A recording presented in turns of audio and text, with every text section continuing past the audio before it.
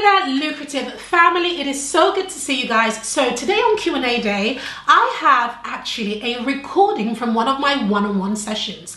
Now, this isn't the entire session. This is just part of the session. And this is with a client of mine who doesn't want to be on camera, so we have blurred everything.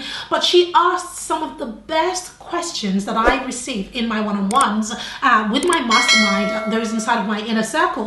And I thought I'd bring that to the channel just to help you guys because I know that if she has these questions, chances are that it's going to add massive value to you. So I'm not going to tell you what those questions are, but I want to dive in and I want you to take a peek into the sessions, or rather that segment of the session, and I hope that this brings you great value. And if you stick around until the end of this video, I'm going to give you the opportunity to be part of Q&A. That's right. You have questions, I have answers. Let's make that work together. I want to answer your questions right here on this channel. And I want to give you a specific game plan specifically for your business. Now, if you stick around until the end of this video, I'm going to be telling you exactly how you can be part of Q&A with Pam. You know how your coaching program is for people in business, coaching programs and things like that. Mm-hmm. But you before you have created programs for people in like network marketing, like you segmented off trainings for different niches or industries. So how do you focus on that one thing without and still be able to focus and niche down on like another like industry? Well, it's a brilliant question. How do I focus on it?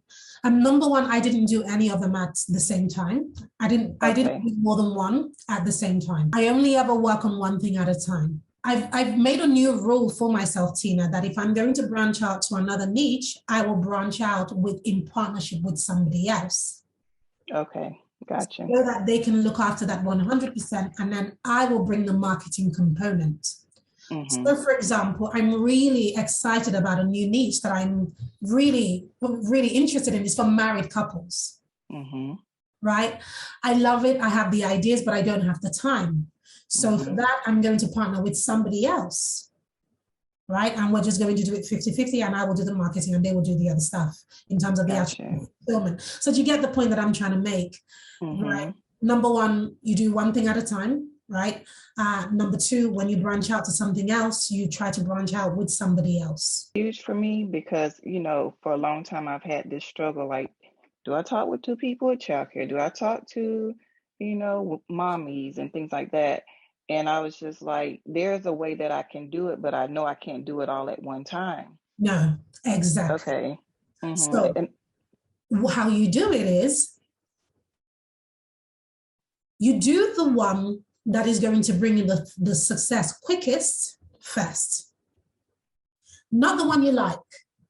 Mm-hmm. If I did the one I like, I wouldn't be doing this, right? Which one do you like, Pam? Which one? Well, in all honesty, now, because I focused on this, I actually love what I do. I'm just being completely honest. But at the beginning of my journey, I wanted to do the more fun stuff, like the whole, working with couples and events. And, I had a niche in my acting background. Oh yeah, I love all of that. But Tina, it didn't really make me much money. Yeah. And to be honest, back then, I didn't really know what I know now either. I think Pam today, if I had the knowledge of today, back then, I think I could have killed it in any of those niches, but I just didn't have that. Right? Mm-hmm. So I had to learn, and that took time. And I learned on the hardest one, which is this one. And so because of that, when I think about niches and business ideas and all of this, it's like a piece of cake. Mm-hmm. Because I like my learning ground was like the hardest one. This is the hardest industry, in my opinion, online, because it's the most competitive, Mm-hmm. So now I can then expand into those other smaller niches and have my fun, because I know what to do now. Yeah. Mm-hmm. Okay. I see that now. So like you have your brand, you're like Pam Obasa. Yeah. And that is your name, like on your social media and things like that. And then you have like the lucrative lady. Yeah. Which is your it's still your brand, but it's like your name brand. Yes. So say you have your name, which is your brand, and then you have your lucrative lady, which is your brand. So how do you bring like other niches under those two brands? Okay. Or is it just like Pam Obasa married couples program? It's exactly that. So the way I look at it is, Pam is up here, right? And then there's the lucrative lady. Then there's my couples brand. Then there's this brand. There's my childcare brand. There's that, right? And what I'm doing, I haven't nailed this yet because it's in progress. But my goal personally, you know, as we're talking, is to not be the face of all of these brands. I definitely don't want to be the face of all of these different brands. I want to be known for, I want to have a big, broad, exciting business portfolio, different industries, right? But I don't want to be the face of all of them, you see. So Pam Obasa will always exist, but then these other brands, they will all have their own social media handles, their own team, their own marketing message, their own branding, etc. And I want it to be so that you have to dig deep to find Pam, that Pam is behind it. I don't really want that to be at the front at all. Right. Yeah. Okay, I understand that better now, because I've just been trying to figure out, like, I have these ideas and I know you just can only be great at one. And like you said, one at a time. But I was just like, I know there has to be a way that I can do these other things, but just not all, number one, not all at the same time. And number two, not all under the social media handle of my name. No, exactly. Okay. But the thing with having multiple social media handles, it's like having multiple businesses. Right. Like a separate business. So you have the separate business, but then the social media handle itself is a whole different thing, because it's a different source of revenue, just, you know. So again, you would, like, I have multiple, but I created that when I didn't have the right knowledge. If I knew what I knew now, I would only have one back then. Yeah. Right? Understood. Now I have the knowledge. Now that not only do I have the knowledge, but I have the financial means as well to outsource. So what we're working on right now is outsourcing all the different handles to different people, because Lord knows I cannot create content for all of these different things. I need somebody else to carry those, which means that there's a lot of financial output. So that's another reason why, until you're ready, you run just the one brand. Because a lot of people think, I want to have multiple businesses, but what they're not thinking is how to have that one business, that one business, that one thing that really gives you the financial means, the financial ability to then be able to outsource. It's like if we look at Richard Branson, right, or Bill Gates, or anybody who is in the multi-millions and billions. You see that when you see Richard Branson, you don't go to Fly Virgin and see Richard Branson there. No. Yes. So the point I was making is that you don't go to Fly Virgin and see Richard Branson there. Right. Right. So in order to be able to multiply yourself across these brands, you have to first have multiplied your finances. And first, before these brands actually begin, you have to first have the financial means. And the first thought should be to leverage other people, right? To figure out, there's a book that I want to recommend to you that really helped me with this. It's called Rocket Fuel by Gino Wickman and Mark Winters, right? It's called Rocket Fuel. This is the book. So this book, it's a really fast read. I'm talking 2 hours and you're done. What it does is it shows you how to organize your business, right? Perfect. And you will understand this because you have multiple daycares. And now you are expanding into multiple businesses. So you will definitely understand this. So one of the things that I'm doing at this level is understanding the difference between, understanding what my role is. So your role is you are the visionary in your business, right? Under the visionary, you need somebody called the integrator, right? This is what I've been missing in my business. So, for example, we have quite a decent sized team. When I look at everybody in my team, and I know that you guys only see some of them, but there are lots of other people in the background.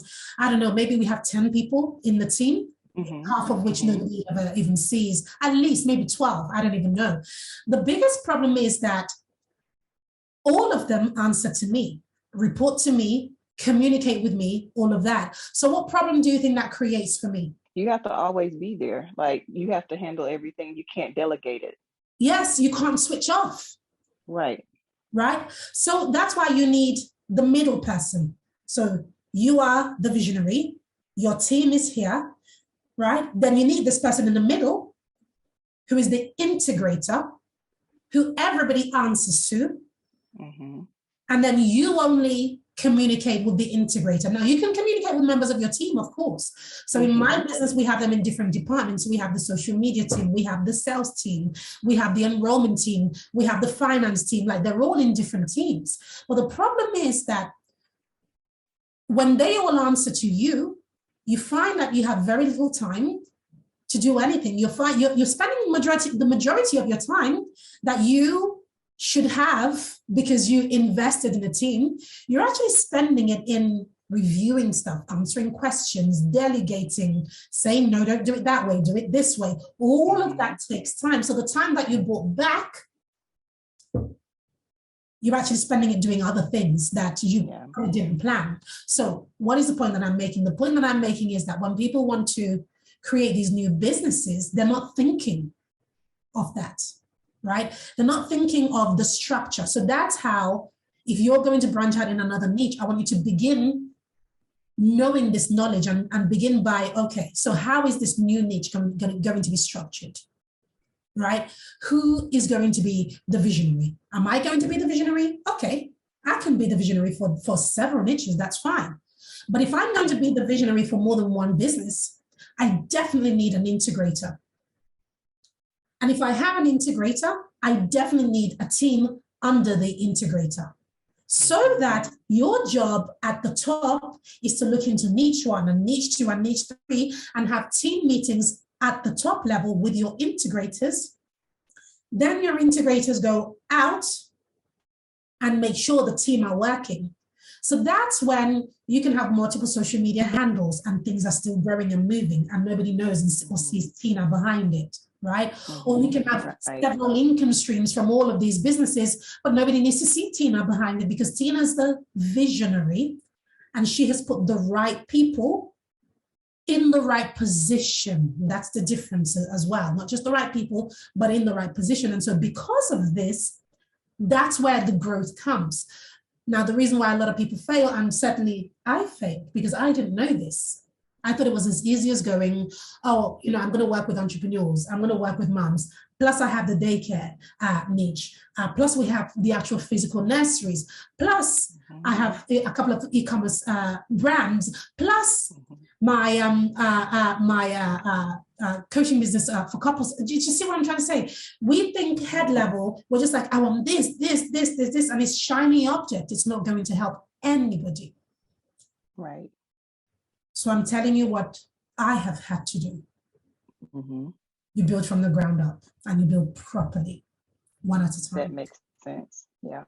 Okay. Thank you for that. That's like a huge load off, and it definitely makes sense. Whoa, didn't I tell you that was awesome? Yes. Thank you so much, Tina, for those incredible questions. I know that it brought you value, and I'm sure that it's going to bring everybody else value. Now, as promised, I want to share with you how you can be part of Q&A with Pam. In order to be part of this Q&A and have me answer your question on this channel, all you have to do is, of course, subscribe to this channel, turn on your bell, give this video a thumbs up, and then comment with your questions below this video. Now, so that I know that you want to be part of Q&A with Pam, I want you to use the hashtag Q&A with Pam right in the comments, and then you share your question. Here is an example of what that should look like. So once again, all you have to do is subscribe to this channel, turn on your bell so that you'll get notified whenever I go live.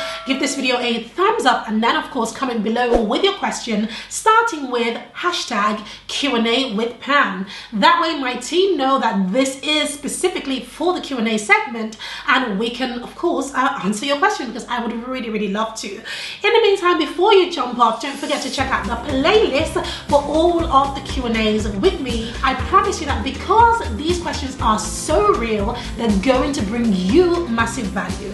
All right, take care. God bless.